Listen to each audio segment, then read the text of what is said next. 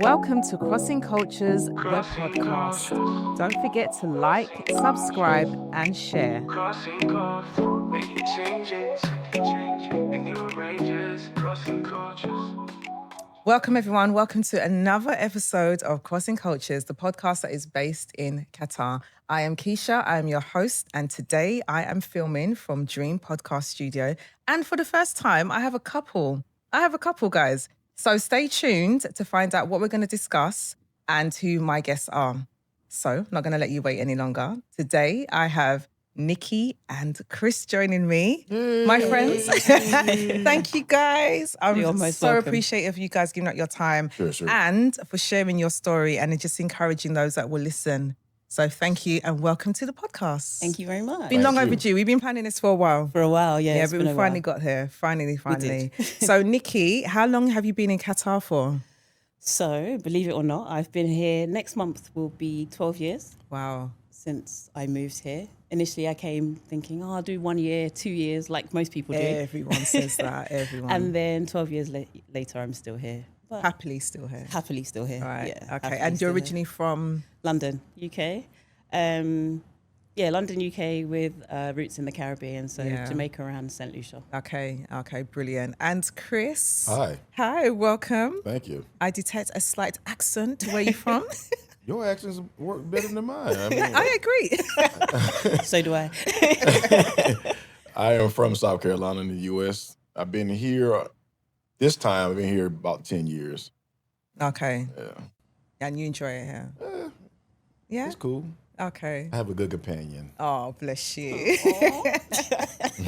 So, how did you guys actually meet in Qatar? Because it is actually really difficult to find your match anywhere in the world. That's but I true. think especially as expats, it can be more challenging.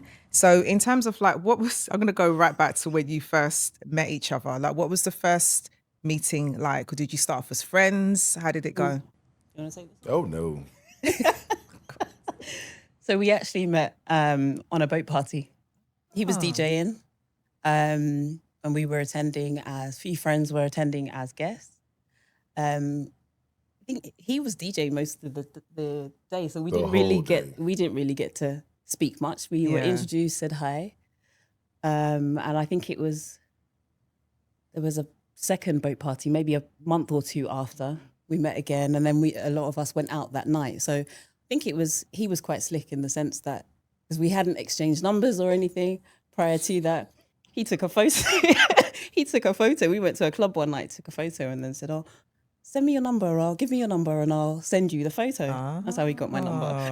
Don't tell everybody that slick secret. No, everybody don't even know that slick secret now. But then we started communicating quite often. It got to a daily thing. We were really good friends for a long time, maybe about 2 years or so. Okay. We were chilling. I hated that word.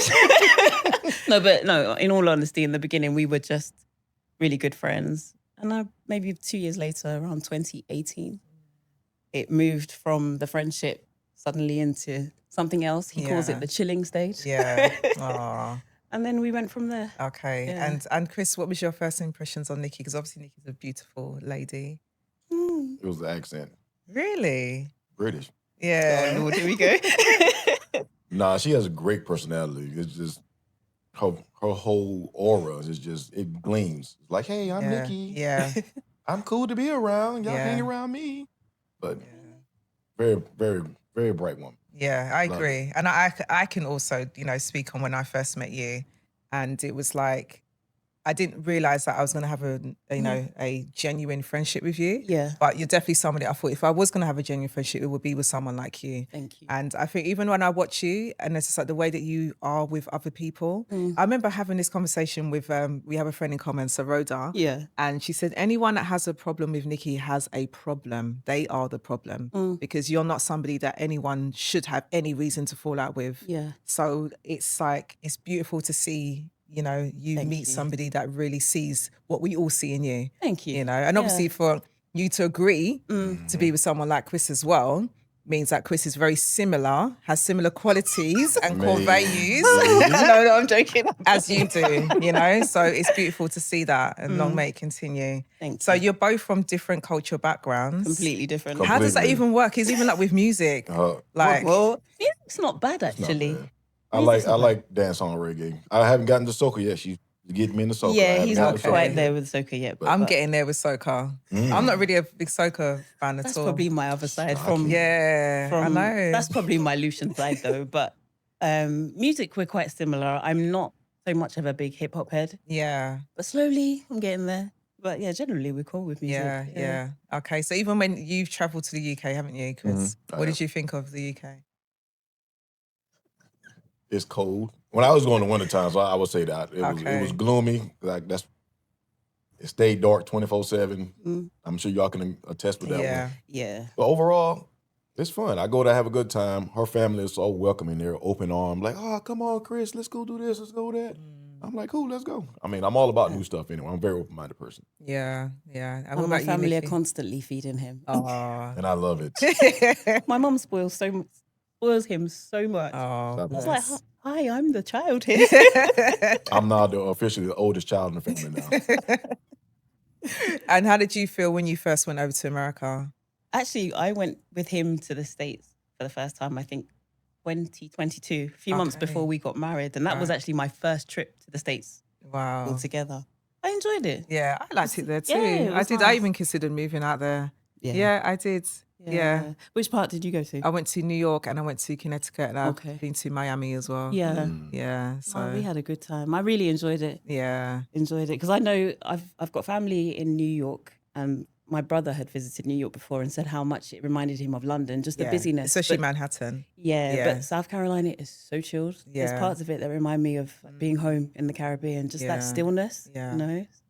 I agree. Other than the mosquitoes. She don't like mosquitoes. Okay. Or anything that does? flies. Or anything Who that does? I mean, I was Deal breaker, raised in Nick, that. I know I deal did. breaker. A mosquito She doesn't comes, like like, mosquitoes.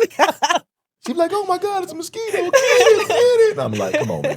Get the mosquito. Oh my goodness. So obviously dating in Qatar is a little bit different. I would Yeah. say for most people, everyone has their bad stories, more bad stories than good stories. And this is why I Yeah. thought it's really important to have you both here, because I think it's just better to highlight the successes, Yeah, to give sure. other people hope as well. And have this theory that I think that newlyweds, I think, will be more successful in this sort of country, this environment, because of the fact that you are removed from your family and your friends. So Yeah, you've got a that's lot true. more time to spend getting to really know each other with less distractions. Right. Do you agree with that? Because obviously I'm not married. It's a theory that I have.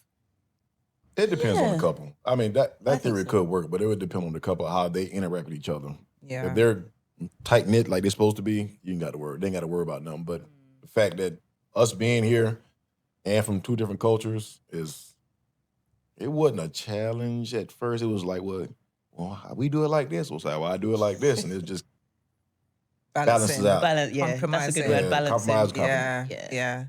Yeah, definitely. That theory could work though. Yeah. Because the reason why I say that is because, like, if you guys were having date night, you have got so many beautiful places to choose, Oh, and it's yeah. not going to cost you an arm and a leg. Yeah. Fact. You know, where if you're in the UK or America, where obviously your bills are a lot higher, there's a lot more pressure to kind of like, you know, trying to fulfill those romantic evenings and Yeah. stuff like that. So Right. I guess that would be a slight issue. Yeah, and we do make a point of actually doing stuff together. Yeah. Date nights. I mean, this one with his constant photos, you would have seen on Yeah. snap here, snap Yeah. there, date night. But That's we cool, do, though. yeah, Yeah, we yeah. have fun doing it, you know. Yeah. So just spending time with each other, learning each other, because when you do get married, it takes it to a different stage from just dating, Yeah. and you're living with a person and getting to know It's definitely them. more intentional. Yeah, I exactly. agree. I agree. Okay, so thinking back to obviously when you first got together and made a decision, at what point did you realize that it wasn't just a casual thing, that it's actually quite, you know, you're going to take this more seriously? For me, I don't know if there was a defining moment as such, but you know, when you spend a lot of time with a person and you realize that you couldn't see your life without this person in it, and it's not necessarily doing the big things, because we don't do, I mean, we do big things and we do small things, but it's the little things that we do for each other. He's very good with gift giving. That's, I guess, one of his love languages. Yeah. So it's little things he'll do. I remember, I think I'd been at work late one evening and he'd let himself into my apartment, done a little display and left, went home. He'd sent me a message and said, "Oh, when you get home, give me a call." And I was like, oh, okay. But I know because his shift was generally quite early, it was way past the time he would have been up. I was so consumed with stuff at work, I didn't give it a thought. So I got home, sat down for a little while, and suddenly remembered he'd said to go to give him a call. Walked into my bedroom, and then he'd done some shoes, some sneakers, sneakers. Good Sorry. job. Yeah. Good Trainers. He'd done some trainers for me, customized them with the St. Lucian flag colours, and got me 3 sets of T-shirts, got me a flag, and put it all out on the bed. I walked in, I was like, wow, he does a lot of thoughtful things. Yeah. You know, so it's the small bits that he does that That's so beautiful. makes a big difference. Chris, go. I love that. That is so lovely. Seriously. I'm like, oh, that's so nice. So when did everyone gives a saying that when your person is the one. Yeah. So is it little build up of things like thoughtful gestures like that? It was little things along the way. I think I knew. Yeah. No, I think I knew much earlier than he did. Okay. I saw a slight change. I think I surprised him with a trip to Sri Lanka one year for his birthday. And for me, at that point, it had started moving from something a little bit more casual to something more serious.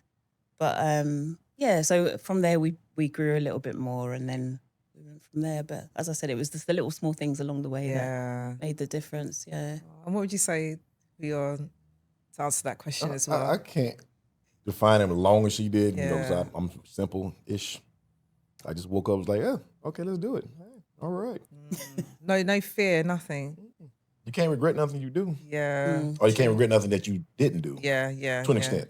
Yeah. Okay. Like we've been chilling, as I say, That quote word unquote, again. chilling, having a good time with each other, and it's just like, okay, I can see it now. It's like, okay, we can do this. Yeah. Yeah. Oh, that's lovely. They say when a man knows, he knows. Yeah, they And you do. can't rush it. Yeah. That's true. That's true. For singles that are out here in Qatar that might feel that love is out of reach, how can they decipher from knowing that somebody's serious and knowing that the connection is real? Because obviously we have all heard the stories about men claiming to be single, but they're not single, they're married. And they might actually really make true connections out here. Yeah. And then obviously it ends up in a mess because of, with one lie leads to another lie, leads to more lies. Yeah. So how can somebody truly just know that it's real? It's a real connection. What are the signs? I think it's important to really spend time and get to know a person. I mean, it's all good and well saying that, but I know sometimes you can think you know someone and then it turns out to be something else. But communication is important too.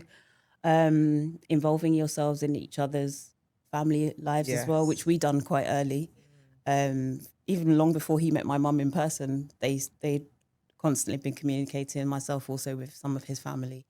But I think it's when you know the connection is real, when you feel as though you can be yourself with that person, like completely yourself. Yeah. You know, I say there's probably a few bits more, but I say those things are quite key also. I saw a clip today on Instagram, Mel Robinson. Yeah. Yeah? Or Robbins? Is it Robinson or Robbins? I can't remember. You know the one that just let them, that lady, yeah?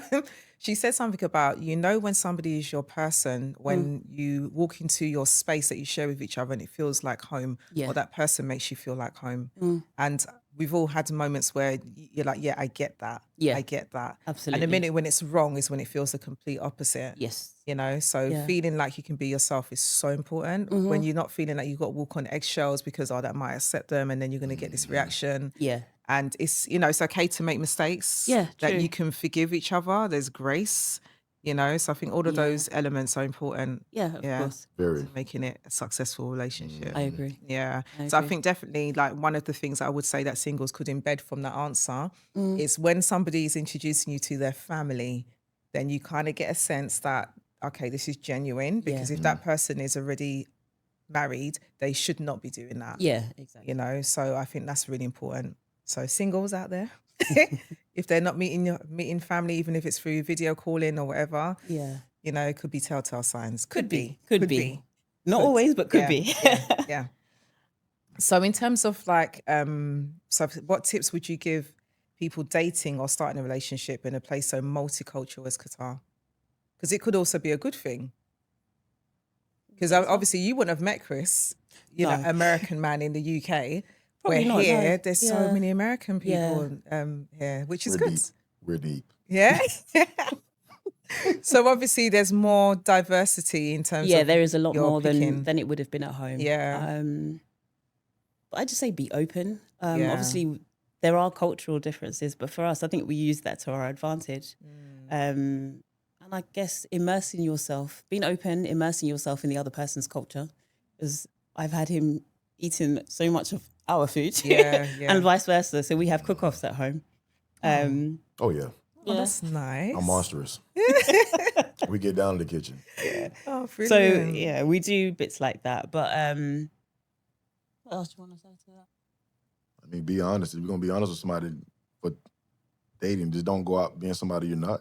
Be yourself. Yeah. Always be yourself. Yeah. Not trying to fit into somebody Right. else's. Yeah, I get that. You can't compete with the Joneses, because Joneses always wins. Yeah. Okay. So what was your engagement like? I don't think I've ever spoken to you guys. All I knew is that I came out somewhere and Nicki just showed me the ring and I was like, what? Well, we was in the villa chit chatting, and she was going off about something. I said, "Hold on, I'll be right back." And one upstairs got the ring and said, "Will you marry me?" She was like, Oh, it was unplanned. He caught her totally. I had off planned guard. to do another way, but the conversation led to one thing and another, and so I was like, okay. Yeah, and was that your ideal way of being proposed to? No, not being rude, but you know, I know. you know that some people don't want loads of people in front of them. I didn't want I think wanted the that. privateness for me works. Yeah. This whole build up of this one's got to be here. I'm like, no, because that wouldn't have been for me. That person not gonna be in a relationship the whole time. Yeah, exactly. The privateness of it was really nice. It was just the two of us. I had stopped by his place on the way home from work one evening, and we were just chatting. And as you said, it just came out of nowhere. We were due to travel, I think. We were supposed to go to India. Yeah. I was going to do it in India. He was going to do it in India. That's what he told me afterwards. But it happened as it did, and it was beautiful. Did you still travel to India? Yeah, we did. Okay, so it's nice that you can, like, there was no anxiety around the trip. Like, the engagement's been done, and now you can enjoy this almost kind of like a pre-honeymoon kind of experience, you know? True. So I think that's really nice that you've done it that way. Yeah. Really private. And then I think I can't remember if I called my family while I was with you or not, or if I called them when we went home, but it was, You called when you went home. Yeah, went home, called my family. I guess he done the same. And then we went from that's there. so beautiful. I went to sleep. I had to work. I had to get up at 4 o'clock in the morning. I was asleep. I told everybody afterwards, but I had to go to sleep. Sleep is important these days. So in terms of like your wedding day, I had the honor of going to the reception. And how would you describe the whole process, the build up of getting married in Qatar, especially with some family members not being able to make it, and your decision to get married in Qatar? So we were still coming out of COVID, 2022. There were still a few restrictions here, but we decided, I mean, with both of our families being in opposite places, so it would have been easier just to do it in one place, because if we'd gone to the UK or gone to the States, there would have always been people left out. And then also with the restrictions, it just made things more difficult. So initially we said we'd do something here, and then later on do something with families. We may still do that. Yeah, we can. We can. Yeah. But I mean, navigating it here, it was a lot of phone calls, a lot of research, because there were obviously there's protocols that you need to follow and information that you need to find out. It's not always readily available. Fortunately for us, we got married here in one of the churches, so they handled quite a bit for us. But there's still documentation that you need to put together with our respective embassies and so forth. So it took time. Yeah. Probably more so than it would have been if we'd got married elsewhere, home or so. But we got there and we had help around us. I guess navigating it without a lot of family here was a little challenging. I mean, as a young girl, when like growing up, I always dreamt of a huge wedding. Yeah. We both come from really big families, so I always had a dream of a big wedding. But as it was perfect. It was perfect for us. Yeah. It was perfect for us. Big weddings make me very anxious. Yeah, now for me, planning, I would say the same. Never But wanted a big wedding. Oh no. Never, because that's too much. It's a too lot. much. I didn't realize how overwhelming just organizing it all was. And thankfully, I had friends and family around that would just pick up and do bits and pieces for me as well. And that really helped. I mean, even being away from home, so my best friend wasn't able to be here, but I did things like live streamed it as well. Yeah, we live streamed it. Yeah, we live streamed it. But we also, during my dress shopping, because I'd started doing some of the dress shopping here. So I had a few friends from here that went with me, but I had my sister, my mum, and my best friend on a video call. So they had their inputs there as well. So which helped to keep them involved as well. And then I went back to London to actually buy my dress. So they came along to that as well. So yeah, I mean, we found ways to involve our loved ones where we could. But I think it was really nice that we were able, technology was a big part of it on the day. Big part, very big part. Yeah. And what would you say for yourself as well, Chris, in terms of like, I mean, ideally, having a wedding in America would have been ideal for your family. Right. But in terms of like, what are some of the challenges that you found planning it here? I mean, granted, yes, we're out of our religional perspectives. You know, we had to go through what they want us to do. It wasn't too hard. As long as we got with the church, and the church said, well, you can do this, this, this, and this, and have this done. And we went by that guideline, and it went smooth from there. You know, other than that, it went pretty smooth, and we got married. It was like, had a good time. As you was there for the reception, we had a very good time at the reception. It was good. It was a good I night. remember at the end he came, because we done it over 2 days. So we got married on the 1st, and on the 2nd we did the reception. Oh yeah, because it was a work day. Yeah, it was a work day. Yeah. It was, so we got married Thursday, Friday was the reception. I can't remember if it was the first or second day we got back to the hotel, and he said, I had an amazing time the last 2 days. Oh, I did. Yeah, we had a good time. that's so nice. Because a lot of people just feel, again, with the bigger weddings, they don't actually get an opportunity to really enjoy the day. Yeah. Because they're so concerned about what they paid for and what is not working, you know? That part. So that's really nice that you can look back on the day, both of the days, and reflect and say, this was nice. Yes, it was nice. And I think it's nice that you broke the days up into 2 as well. So you can really just take it all in. So we bring everybody that couldn't make it on the first day to the second day. And then shout out to the cooks. Yeah. Oh, yeah, absolutely. Oh, brilliant. So do you think what's about the expenses here? Like, what do you have to pay for that would be different if you got married in your home countries? Price numbers, the numbers would be higher. I think the numbers would be higher because Doha is relatively cheap to an extent compared to everywhere else. I'm seeing the pound and the dollar is really up there. So we'll probably paid a whole lot more than we paid here. Yeah. Yeah. I mean, in terms of expenses here, it was mainly the church fee, the food. We were fortunate or blessed enough to have a family, a good friend. She opened her home to us for the reception. So we used a her big outdoor back, area. back garden space. Tent, So it was just the marquee for that. Yeah. So the expenses, as he said, wasn't as high. Yeah. My flowers, for example, one of my aunts, she does floristry in her spare time. And she wasn't able to be here, so she wanted to do that for me. So she done all the buttonholes, my bouquet. My niece, who was my flower girl, my sister, she's done all their flowers and sent that ahead of time. So the family that did come from London brought that along. Yeah. So those things helped, you know? Yeah, that's amazing. And obviously, Chris, in your spare time, you DJ? Yes, I do. Yes. So I can't remember, did you play at the reception? They wouldn't let me. No. How did you He feel did about try that? to. I was like, let me slide over there. It was like, no, go sit down, go sit down. I was like, well, y'all not doing, no, go sit down. I'm like, all right. Yeah, because I suspect most DJs will be like, no, I want to play. And I'm like, enjoy was your itching. day. I was really Yeah. itching. But then, really you know, itching. I can't remember who DJ'd for you. Jerry and Ty. Okay, they did a good job. Yeah, they did. Yeah, so you're in good hands. They're in good Always. hands. Yeah. Okay. So, what advice would you give to couples thinking about getting married here in Qatar?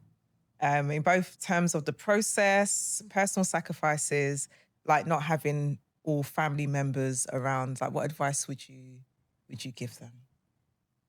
In terms of not having family around, as I said, there are ways you can involve your family in planning. So I remember, I think it was the song I walked into at church. I had, it was discussions between myself, my sister, my best friend, and a few other people, and we decided on songs, colours. So you can involve family if they're not able to be here. It's important also, if you can, to live stream it so that they feel a part of it. I had family sending video messages and so forth, cards, and that they'd sent ahead of the time. In terms of the process, do your research. Do the research. Yeah, definitely do the research, particularly where it comes to your embassies and the requirements from your home country. Right. Sometimes, depending on where you're from, that may differ. So I would advise just to make sure you check that and have everything in place before you go ahead. Because the embassy part allows it to be recognised in your in home both of your country. countries. Yeah. Okay. Yeah. Okay. So in terms of me, I don't have to go back to the UK to do anything in addition to what we did here. Yeah. I know for some countries it's different. You may have to go home and re-register or submit some sort of paperwork. So I'd say definitely check that out before you go ahead. And did you guys do a honeymoon? No, we didn't. Because you live in Qatar. That's why. That's the problem. You live in was such a beautiful country. I remember it was, so we got married just a few months ahead of the World Cup, and it was a busy time in terms of work and so forth. So we said, okay, we'll do it. We're going to do it this day, and that day came. Okay, we're going to do it this day. Okay, that day came. We're just going to get it done. When it get done, we'll get it done. But you still travel anyway. Yeah. So, We just haven't said this is our honeymoon. So we will do it at some stage. Yeah. Okay. Oh, brilliant. Okay. Is there anything else you think you need to add to those people that's still out in the streets trying to outside, trying to find their person? Stay hydrated. Oh gosh. Yeah, I just feel like I know there's more and more stories I'm hearing of people meeting here. And I think it gives everyone a little bit of hope. Yeah. You know, and obviously there's going to be a little bit of compromise. You're probably not going to meet somebody who's from your home country. But I think the most important thing to focus on is finding the right person, for you, regardless of where they're from. Yeah. One thing I will add to it is that, like in my case, I wasn't looking for anything. Yeah. It was just, I was here enjoying myself, and then boom, it happened. Yeah. I think sometimes if you focus on looking for something, you'll never find it. You don't find it. So it was just have fun, enjoy yourself, and be open to the possibility of something happening. Yeah. Okay. And be like, boom. Yeah, boom. Yeah. Like in his case, he said, I woke up. I was like, man, I'm in a relationship. when did that happen? I'm like, oh my God. I didn't commit that. I don't remember none of that. And Stop. it just happened. I was like, okay, let's roll with it. Yeah. Oh, bless. Well, you made a good decision. Yeah. So he finds the wife finds a good thing. Yeah? Is that the saying? Long may it last. Thank you very much. Okay, for many happy, healthy years to come. Thank you. Okay. So thank you guys. Thank you so much for watching this episode. I hope it's given you just a little bit of hope that it is possible to find your person here in Qatar. So thank you. Stay tuned to the next episode. This is Crossing Cultures. Thank you. Crossing cultures. Crossing cultures. Crossing cultures.